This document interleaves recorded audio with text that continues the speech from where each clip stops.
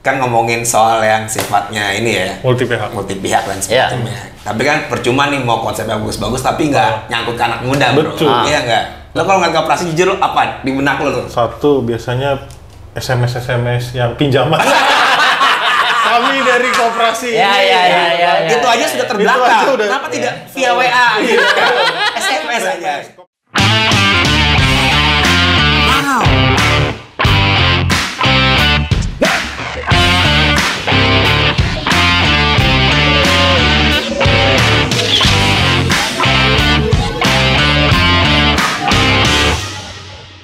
Nongkrong lagi sama Will dan Mamot, bertemu sama Ketua Umum ICI kalau bahasanya, Boy. ICI. Indonesian Consortium for Cooperative Innovation. Panjang sih namanya. Itu apaan sih, Bro? Yang namanya Mas Firdaus Putra. Jadi gua lihat dia tuh sebagai sosok inovator lah, terutama ke model bisnis koperasi. Jadi dia ngegalang gagasan soal startup co-op, koperasi multi pihak dan macam-macam. Masih laku Bang koperasi, Pak. Nampol. Apa itu koperasi kalau anak muda sekarang begitu? Sekarang startup, coy. Startup, coy. Nggak ada istilah koperasi. Nah, kalau pakai statistik ya berarti masih laku. Karena jumlah anggota koperasi hari ini tercatat 25 juta. Nah, itu sudah by name kan? Ini 25 juta lansia. Campur. Kalau dari generasi ini campur. Anggaplah kemudian ya 60-40% lah kayak gitu ya, antara yang X dengan milenial kayak gitu. Laku berarti? Laku. Kopma tuh masih ada gak sih? Oh, Kopma masih ada di Indonesia. Koperasi mahasiswa. Tapi bukannya jual pegawai. Gue nggak pernah. Iya sih, kalau gue lihat kan di jajaran tuh ada koperasi tuh banyak banget kan sebenarnya kayak. Apalagi pas zaman Orde Baru kan, mulai dari desa, pokoknya semua harus sampai korpri kan? Ya, korpri. Ya, tapi korpri kan apa namanya, korps karyawan ya, KPN, Koperasi Pegawai Negeri dulu itu. Iya, maksud gue semuanya kayaknya dikoperasiin gitu kan? Iya, tapi gue lihat ya, kayak di sekolah kita di SMA juga ada koperasi juga. Iya. Cuma jualan roti sama burger. Kayak nggak kaya-kaya juga mereka sampai ini. Enggak masuk ke siswa juga. Iya, bisa juga. Oke, gimana tuh? Ya, karena memang situasinya ya. Kalau kita misal ngerujuk dari Orde Baru, koperasi itu ditempatkan dia sebagai instrumen pembangunan. Artinya ini alat negara. Maka muncul tuh pengkoperasian semua fungsi-fungsi di masyarakat ya. KUD, kemudian nanti misal KPN, Koperasi Pegawai Negeri, Kopkar, semuanya itu ada. Jadi kayak orang semuanya itu semangat untuk bikin koperasi. Karena langsung itu bukan hanya didorong, tetapi benar-benar itu menjadi alat negara. Nah, reformasi kemudian ini membawa perubahan peta juga yang berubah kan. Sekarang orang sudah mendirikan koperasi berbasis kebutuhannya. Ya kalau istilah politiknya ini udah cenderung bottom up. Ya negara tetap ada, peran negara tetap ada, dia memotivasi dan lain sebagainya. Secara umum istilahnya pembinaan. Dia membina ya, membangun ekosistemnya, regulasinya. Lah, kalau yang sekarang ini pasca reformasi, ya ini sudah mulai dari semuanya inisiatif masyarakat. Maka kalau kemudian kerujuk yang dulu-dulu, ya itu sudah hukum alam saja. Kalau yang dulu-dulu itu awal-awal di Orde Baru kemudian nggak mampu bertahan, kemudian ketil zaman, mengalami kehancuran, bangkrut, mati, ya udah gitu aja. Lah sekarang mulai tumbuh-tumbuh yang lain juga. Itu. Jadi memang ada paradigma besar ekonomi politik yang berubah, kemudian juga ke bawah ini juga sudah berubah, orang motivasi membangun koperasi. Berarti sebenarnya ini lu mau menghaluskan aja nih, kayaknya sekarang tuh nggak dari pemerintah udah nggak terlalu ini, tapi dari rakyat sendiri yang pengen bangun koperasi gitu, Mas. Iya. Jadi kalau lebih bottom up kan? Lebih bottom up dibanding top down kayak dulu. Betul. Setiap desa dipaksa buat jadi punya KUD gitu kan? Iya. Ya karena kan juga sebenarnya tadi ya paradigma pengelolaan negara kan makin demokratis dan lain sebagainya. Nah, itu kan masuk juga semangat zaman yang memang sudah berubah. Itu kalau dulu tadi cenderung ini sebagai himbauan pemerintah, kayak gitu kan. Nah kalau sekarang itu pilihan rasional masyarakat. Kalau memang Anda butuh, dengan cara kemudian ini berkolektif, ada kolektif gitu kan, kelompok, kemudian dia membangun perusahaan bersama, ya sederhananya itulah koperasi gitu aja. Jadi perusahaan kolektif, gitu. Gue juga mau minta tanggapan nih kan, sekarang berubah tuh dari pembentukan koperasi. Kalau Omnibus Law kita jadi tuh yang dari 20 jadi 9. 9, ya. Itu rasionalisasi kenapa ya? Kan Ya. banyak orang yang pro kontra, wah ini berarti jadi kayak mirip-mirip PT nih. Ya. Itu kenapa? Iya, Oke. nggak jauh beda dong. Beda Ya. nih. Pertama saya jawab dulu yang mirip PT. PT malah satu orang. Ya, dengan adanya Omnibus Law ya, PT yang perseorangan itu ya. Itu satu orang. Kedua, apakah mirip PT? Enggak, karena kan tetap fundamennya berbeda kan. Kalau fundamen dasarnya itu kalau PT itu penentuan, nanti ini kita bicara di governansinya ya, tata kelola. Kalau PT itu one share one vote, satu saham satu suara. Kalau koperasi itu one man one vote, yang dihitung manusianya bukan modalnya. Itu perbedaan yang paling mendasar. Sejauh pasal ini tidak berubah, ya tidak bakal mirip PT itu. Nah, yang kedua, kenapa berubah dari 20 menjadi 9? Nah, kalau kita lacak, saya pernah ngeriset ke belakang dari undang-undang sebelumnya itu ada di 67, ada kemudian sebelum itu juga ada beberapa undang-undang, kita udah banyak sebenarnya undang-undang koperasi. Itu angkanya itu memang dari mulai besar 20, pernah di sekitar 25, pernah juga tidak ada angka di sana. Itu jadi menurun gitu sampai kemudian lewat Omnibus Law ini untuk mengamandemen pasal soal jumlah tadi menjadi 9. Kenapa? Karena kalau dulu kita bicara soal kapasitas ekonomi masing-masing orang. Dulu mungkin ya nun sewu rakyat masih kurang gitu ya. Maka butuh angka yang besar untuk bikin koperasi. Kalau 20 orang patungan anggaplah 1 jutaan baru 20 juta. Nah, anggaplah kalau dulu mungkin 100 ribuan baru berapa. Nah, sekarang kapasitas itu lebih bagus dari segi kapasitas masyarakat. Maka dengan angka yang kecil ini juga mampu untuk dia mendevelop perusahaan. Namun yang lebih fundamental adalah orang kalau bikin perusahaan 20 itu susahnya minta ampun. Maka latar belakang Omnibus Law Cipta Kerja kan juga itu kan, kemudahan. Nah, 9 orang itu dalam rangka memberikan kemudahan kepada masyarakat. Mosok kemudian kita rembukan ini, yuk kita besok bikin waralaba apa gitu ya. Itu kayak punya Mas Wildan, nungguin 20 orang. Lama. 20 orang ini nyamain persepsi loh, nanti akan seperti panjang kali lebar. Kok sulit banget. Itu diterima milenial itu repot, itu nggak mau. Yang pasca-pasca milenial seperti kalian itu juga nggak mau. Iya, males banget kebanyakan rapat. Gue malah jadi mikir. Jadi sebenarnya Omnibus Law itu mengakomodir milenial yang punya circle-nya kecil. Ternyata pertemanan semakin dikit. Iya. Ternyata benar, di era bisa, digital ini kan pertemanan circle semakin kecil. Mungkin kalau zaman dulu lu bikin circle bisa banyak. Bisa tuh bangun koperasi. Sekarang tafsirnya bisa aja. Sekarang circle makin dikit, gimana cara bikin koperasi? Nyari 9 orang, anjir baru 7 orang. Nah, di luar negeri ya 3 orang pun bisa. Oh, 3 orang bisa bahkan? Ya, karena kan sebenarnya ini pasal pendirian, bukan pasal anggota.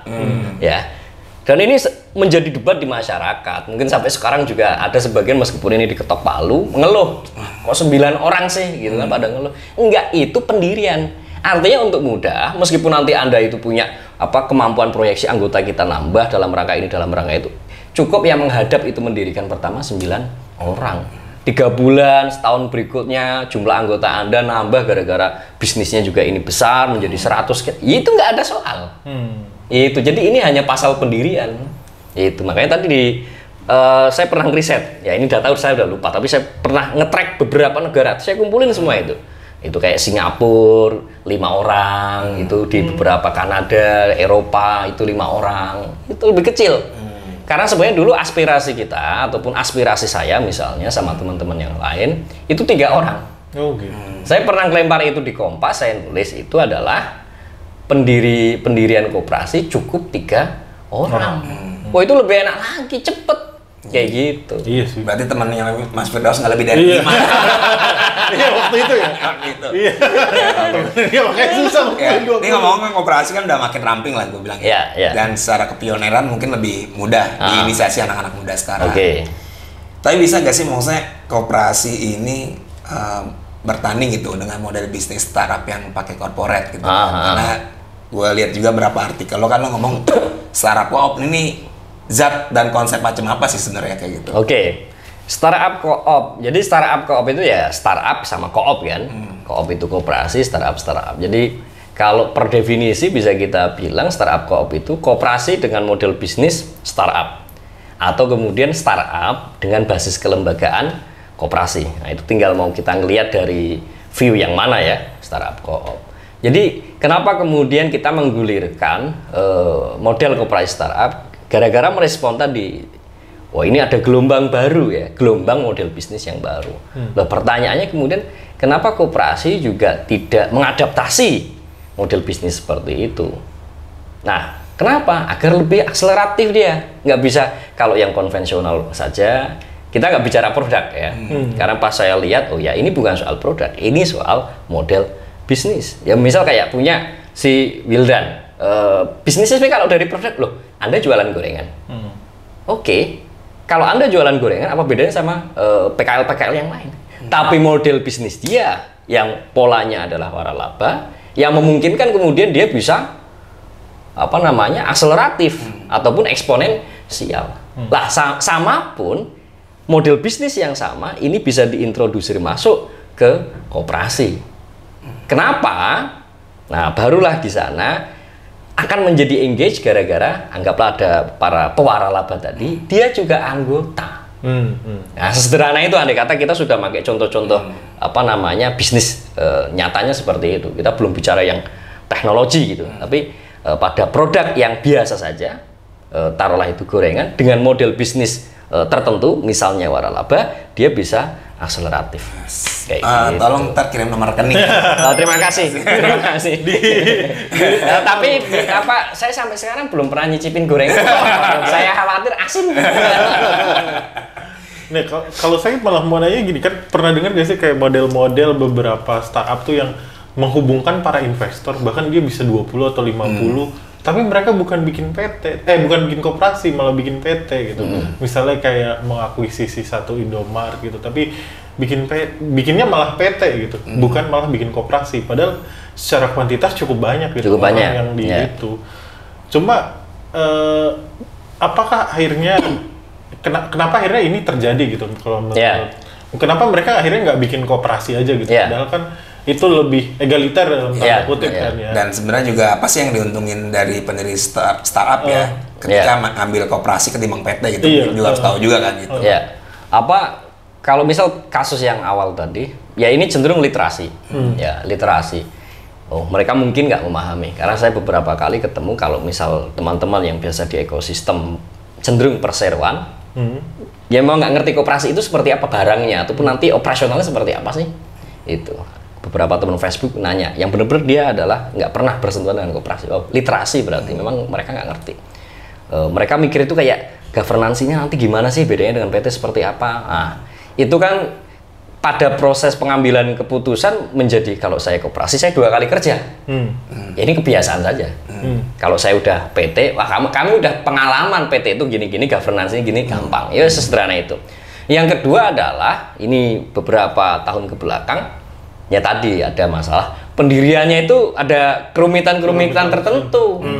Anggaplah Anda mendirikan PT, notaris sama notaris tektok selesai seminggu, kemudian 1 bulan itu keluar akta pendirian ya, SK itu Kemenkumham. Koperasi bisa panjang prosesnya. Nah, itu juga salah satu kerumitan. Nah, kemudian benefit ya, keunggulan atau benefit startup koperasi atau koperasi startup. Saya pikir pada titik kita berangkat dari aspirasi para pelakunya ini apa? Kalau aspirasi para pelakunya, kami pingin cenderung ini lebih berkeadilan itu bagi yang terlibat itu. Maka kemudian koperasi relevan bagi orang-orang ataupun para pelaku seperti itu. Ya, anggaplah kemudian kita bikin dengan circle 9 tadi. Saya kemudian misalnya punya resources yang lebih besar daripada Mamut ataupun daripada Wildan. Nah, ketika kita ngambil keputusan kalau ini PT, ya udah saya pakai voting right saya, selesai sebenarnya. Kalian nggak perlu bersuara ya, kalian minor-minor nih gitu ya. Tetapi kalau koperasi, ya ada mekanisme yang pertama dan utama ya, meskipun ini kalau teman-teman bilang bukan itu semacam klise, apa musyawarah mufakat gitu. Tapi sebenarnya musyawarah mufakat kan ini soal istilah saja.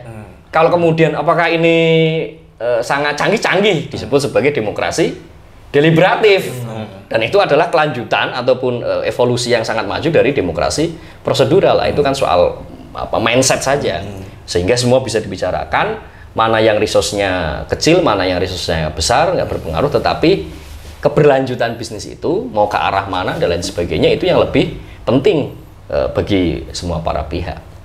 Yang kedua adalah nanti muncul model baru ya, koperasi multi pihak.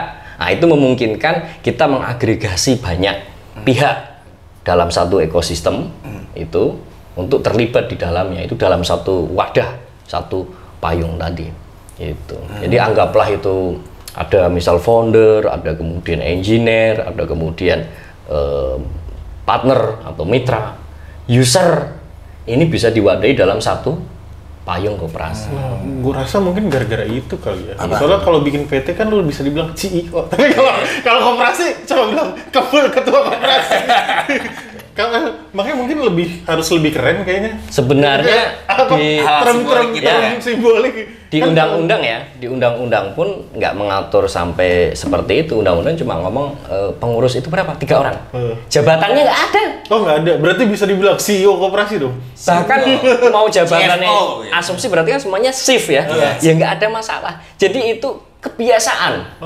Lebih banyak saya amati kemudian, loh kalau kayak gini. Hari ini undang-undang yang berlaku di Indonesia kan Undang-Undang 2592. Nggak banyak mengatur banyak hal detail itu. Nah kalau nggak banyak diatur, berarti silakan saja itu sudah kreativitas masyarakat. Lah cuma budaya kita, ya apalagi tadi udah di state itu kan sejak zaman Orde Baru, lama ya. Ini kan budaya ke bawah ke sini-sini. Yang namanya pengurus apa? Ketua sekretaris. Iya itu. Masalahnya kalau kartu nama ya lagi ketua koperasi. Kantornya kumuh nih pasti. Tidak terawat ini pasti nih. Enggak.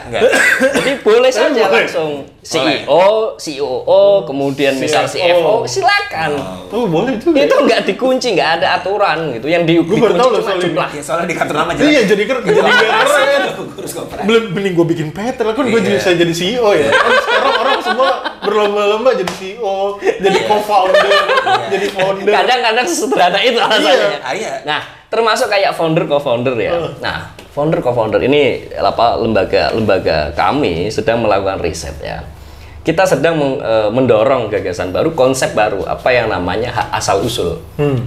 Jadi kamu bikin PT, oke?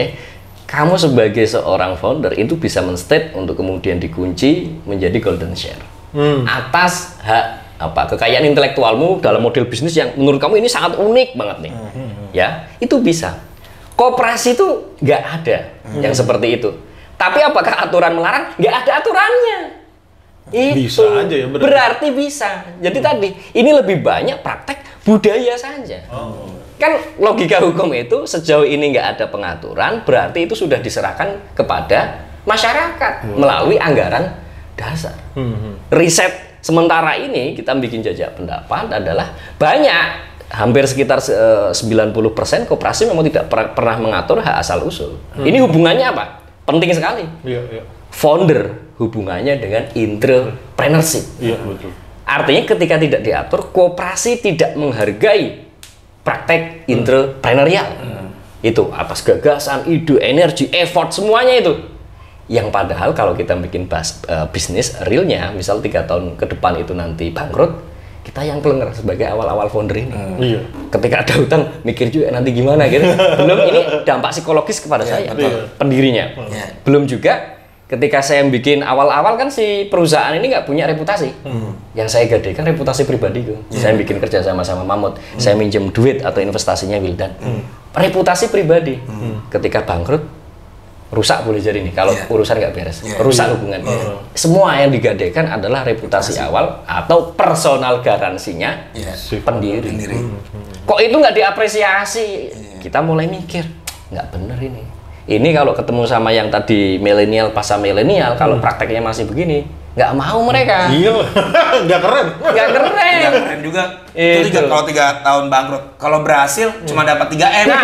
Terima kasih mas. Terima kasih mas. Makasih, Nah, makasih. itu dia. Itu bangkrut itu stres. Kalau berhasil nggak dapat apa-apa. Itu nggak bener. Praktek budaya ya. Iya, praktek budaya berkoperasi yang tidak menarik gitu. Kalau orang-orang tua gitu ya, mungkin ya tadi kita riset sebagian ada yang ngisi nuwun sewu ya. Mengisinya apa? Ya kan mendirikan koperasi itu merupakan bagian dari amal ibadah. Oh, iya. Nah, ini ya oke. Iya. Anda Kalau punya gitu niat Anda baik. lebih baik Itu. umroh gitu loh. Itu. Dibandingkan koperasi.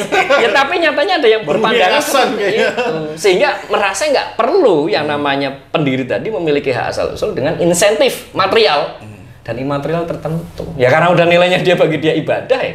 Iya sih. Nah, tapi kan bagi kita ya saya juga milenial, Anda pasar milenial, orang menarik kayak gitu. Tapi kan ada barang baru juga tuh yang gua lihat-lihat juga lah, masalah koperasi multi pihak. Emang bedanya mas itu? Nah, koperasi multi pihak ini baru, betul. Kita advokasi ya setahun belakangan ini lembaga kami ICCI ngadvokasi ke pemerintah sampai kemudian November kemarin keluar Permen nomor 8 tahun 2021. Peraturan menteri. Iya, Peraturan menteri. Permen yang lain loh kan. Peraturan menteri ya. Peraturan menteri. Oh ini regulasi mas ini. Bikin permen itu susah ya, nggak sederhana. Wah ini gampang nggak? Itu panjang prosesnya. Ini keluar alhamdulillah. Ini akan menjadi tonggak baru pengembangan koperasi di Indonesia. 3-5 tahun mendatang, saya meyakini wajah koperasi Indonesia sedikit berubah. Ya dengan adanya permen ini. Kenapa? Jadi kalau koperasi yang non multi pihak saya sebut taruh sebagai konvensional ya, yang ada hari ini semua di Indonesia konvensional.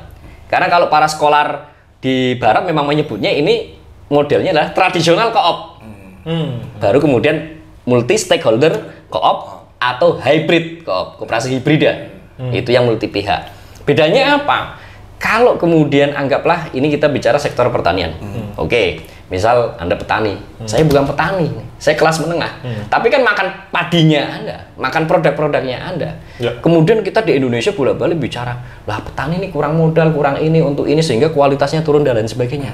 Padahal saya konsumen makan punyanya Anda.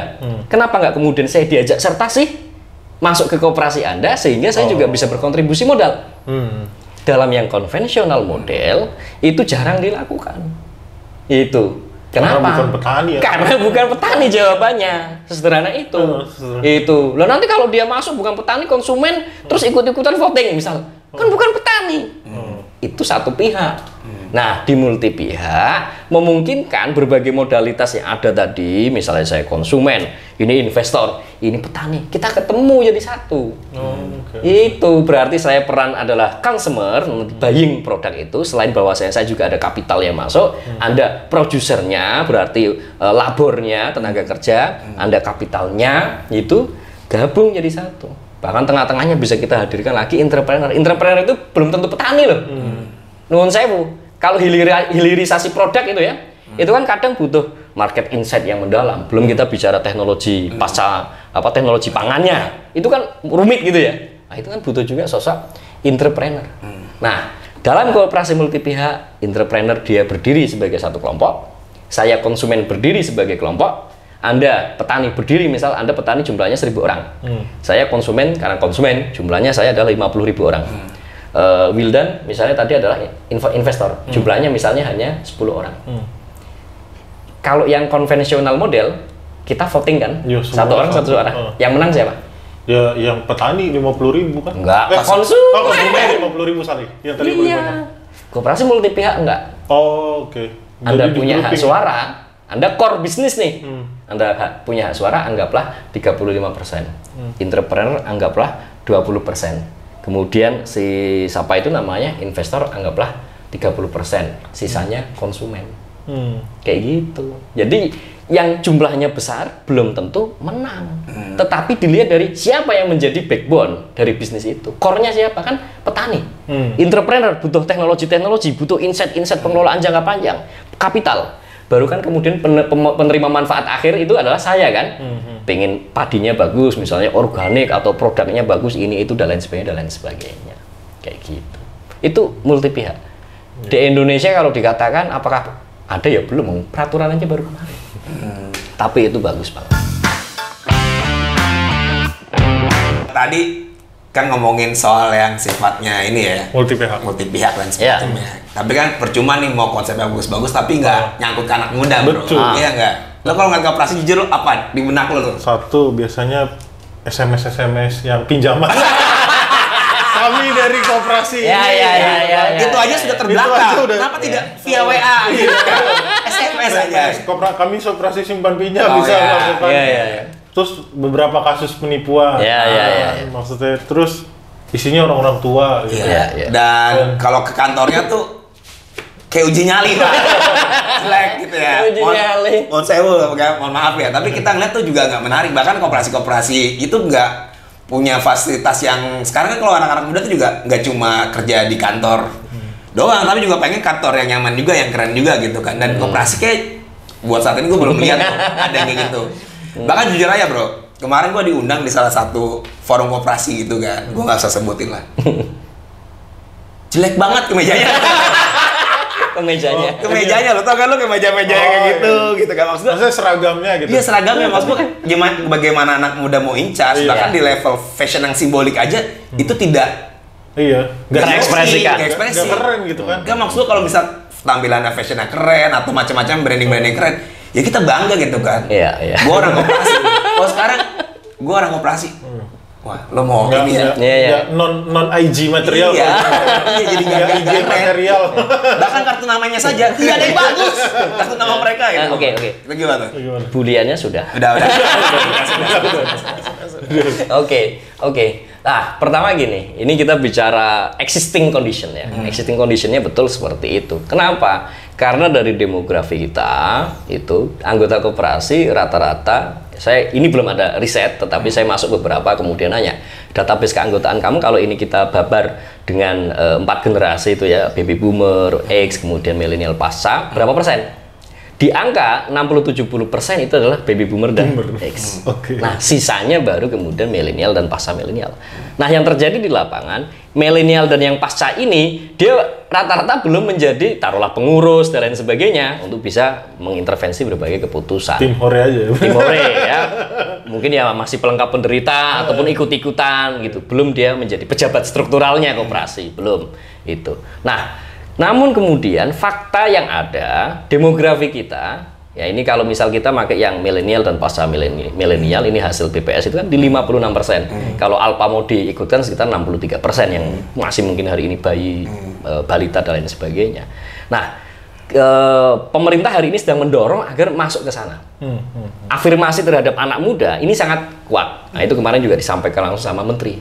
Kita harus masuk ke sana karena struktur demografinya aja udah berubah. Itu. Yang masa depan itu yang ini, ditambah ini sudah mayoritas. Maka kemudian kami juga sangat concern dengan berbagai hal ini yang terjadi. Ini kan simptom.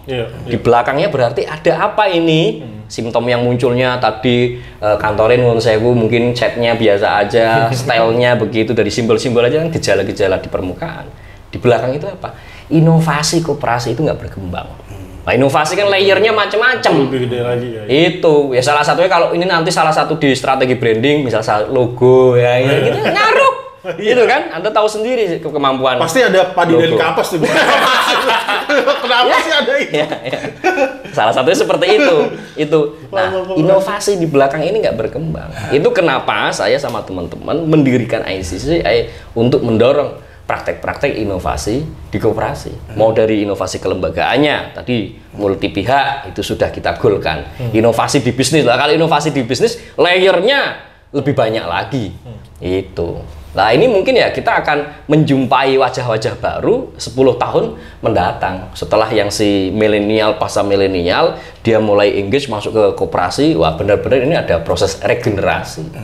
Itu yang disampaikan Menteri kan juga dia memang sangat aware. Apa? Kita mengalami aging syndrome. Aging syndrome. Iya, karena nggak pakai make up. Jadi dia menua.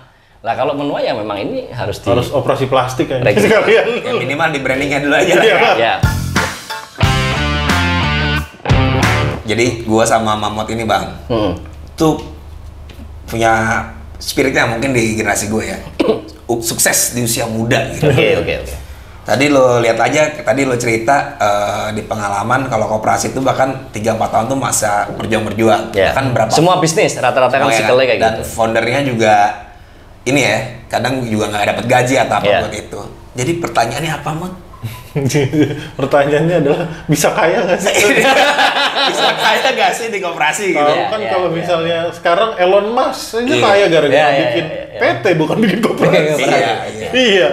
Karena gua lihat juga koperasi rata-rata naik motor Beat. Iya. Gak ada yang Pajero Sport. Gimana tuh, Bang? Oke. Ini betul. Ada suasana kebatinan yang berubah. Zeitgeist ya, semangat zaman yang berubah. Yang kemudian ini boleh jadi belum masuk di benak koperasiawan Indonesia ataupun kemudian nanti di kelembagaan juga. Harusnya berarti apa yang dilakukan value proposition-nya berubah. Andai kata ini ngomongin bisnis kan gitu ya. Value proposition-nya berubah. Value proposition koperasi hari ini, andai kata Anda baca di undang-undang itu kan, layanan kepada anggota. Jadi sifatnya melayani. Karena sifatnya melayani, Anda butuh apa? Anda butuh beli air minum, koperasi konsumen. Dapat apa? Air minum. Kayak gitu. Kemudian Anda mau ngapain? Anda mau jalan ke mana gitu ya, muncul layanannya transport, koperasi transportasi. Nah ini soal value proposition kan, layanan tadi service. Lah kalau bicara kekayaan, berarti value propositionnya bukan itu. Value propositionnya berarti kita geser koperasi menciptakan pendapatan, pekerjaan, dan menciptakan kekayaan. Dalam konteks yang seperti itu, ya Anda mungkin pasar milenial, saya milenial, gitu. Saya setuju. Itu yang sedang kita upayakan. Jadi kalau nuwun sewu, at least tidak kemudian saya nggak hormat kepada teman-teman gerakan yang sudah bertahun-tahun memperjuangkan. Dulu semesta pembicaraan koperasi itu sama dengan koperasi orang miskin, advokasi orang miskin. Oke ya, itu semesta pembicaraannya kan itu, praktek diskursifnya gitu ya. Nah sekarang itu value propositionnya harus berubah. Berarti koperasi kemakmuran. Itu. Lah iya kan biar nggak miskin lo harus makmur. Betul. Ujungnya sama. Yang tadi koperasi koperasi orang miskin ujungnya kesejahteraan kayak gitu ya. Tetapi lebih banyak yang dilihat ininya. Itu. Ini soal praktek diskursif saja. Itu. Nah, kalau sekarang harusnya koperasi kemakmuran. Ngapain value-nya? Saya berkoperasi gara-gara saya ingin sejahtera, atau kalau kemudian bahasa lain saya ingin kaya. Sah apa enggak? Sah. Halal apa enggak? Halal.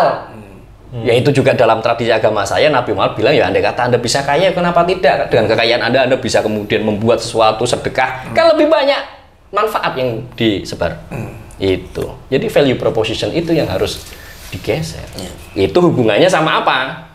Koperasi menciptakan kekayaan berarti hubungannya sama anggota-anggota harus ya mindset dan sikap mental dia adalah investor. Nuwun sewu ya. Jadi anggota koperasi. Di modal koperasi istilahnya itu simpanan pokok, simpanan wajib ya kan, gitu kan. Itu modal. Iya betul. Jadi anggota koperasi berapa? SP-nya 5.000. Iya. Biasanya kecil banget. Kecil banget ya. SB-nya berapa? Tiap bulan nih, tiap bulan. 10.000. Saya bilang, itu kalau kayak gitu, di sini ada berapa koperasi? 10 ya? Kan saya sering isi pelatihan gitu ya. 10 ya udah. Saya jadi anggota semua koperasi itu Anda. Itu. Jamin nggak saya sejahtera? Enggak juga. Tak bayarin setahun kayak 600 ribuan ya. Nih, saya langsung store. Jamin nggak saya sejahtera? Enggak. Itu. Nah, artinya juga tadi ada gap.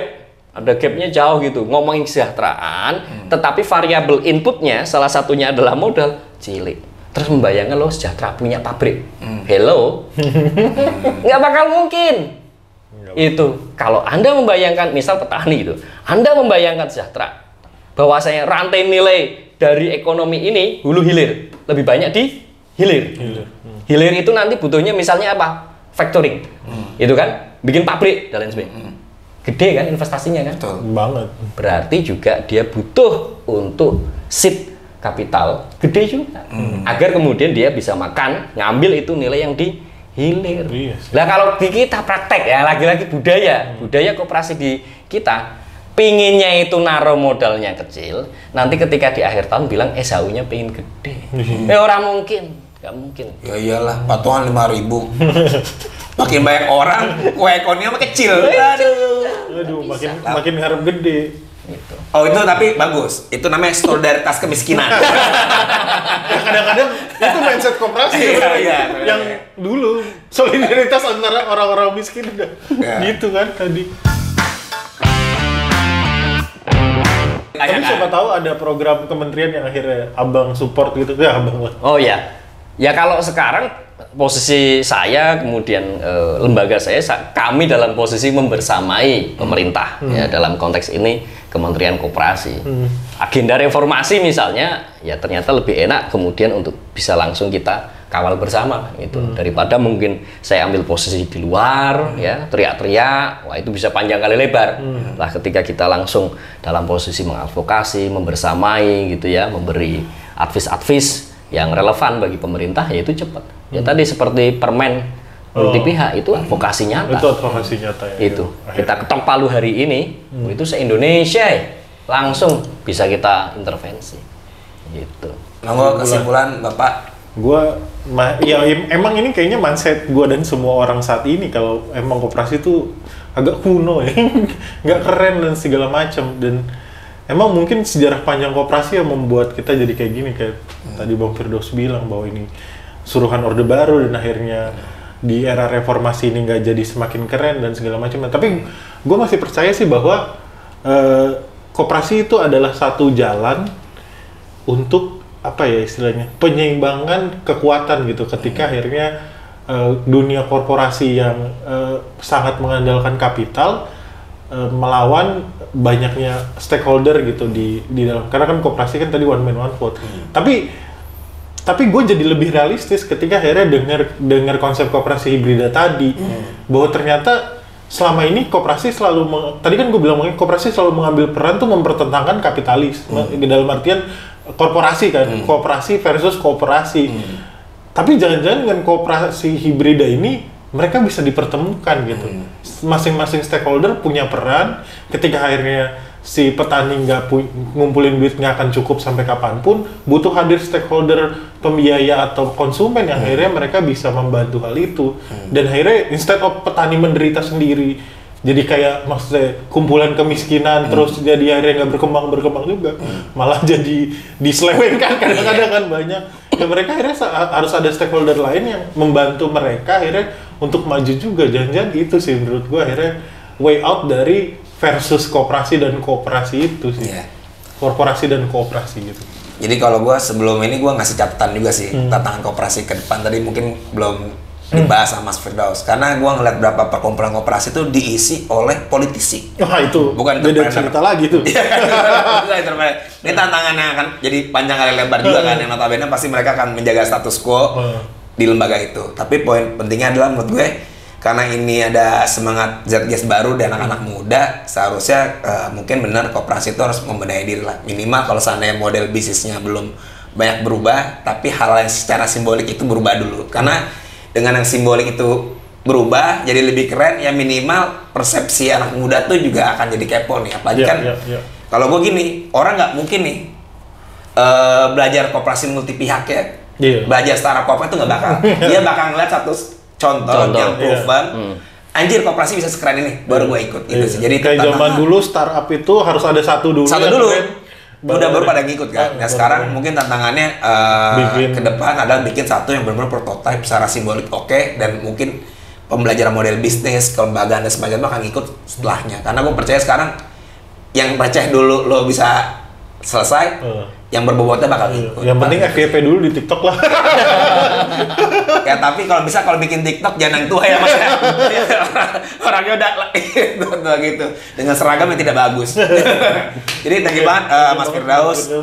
Semoga pergerakan teman-teman ya makin progresif, makin punya dampak buat perkoperasian di Indonesia. Thank you. Jangan lupa subscribe. Oke, terima kasih teman-teman. Bye.